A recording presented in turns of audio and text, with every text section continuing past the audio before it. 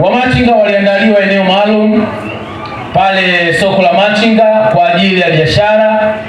Bahati mbaya, mwitikio wa wafanyabiashara kutokana na fursa tulizonazo Dodoma, mwitikio wa wafanyabiashara umekuwa mkubwa sana kuliko maeneo ya biashara.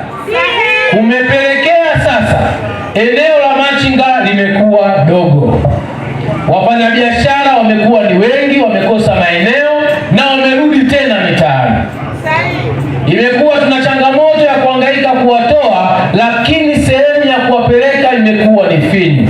Naomba niwaambie wana madukani, niwaambie wa Machinga na wafanyabiashara wote ndogo ndogo, tayari mgombea urais wa Chama cha Mapinduzi kupitia ilani ya Chama cha Mapinduzi tunakwenda kuanzisha Machinga Complex mpya katika eneo la Kizota, kuweza kuhakikisha tunapeleka wafanyabiashara wadogo wadogo wote wakakae katika eneo ambalo litaondoa adha ya wao kutembea katika maeneo ya jua.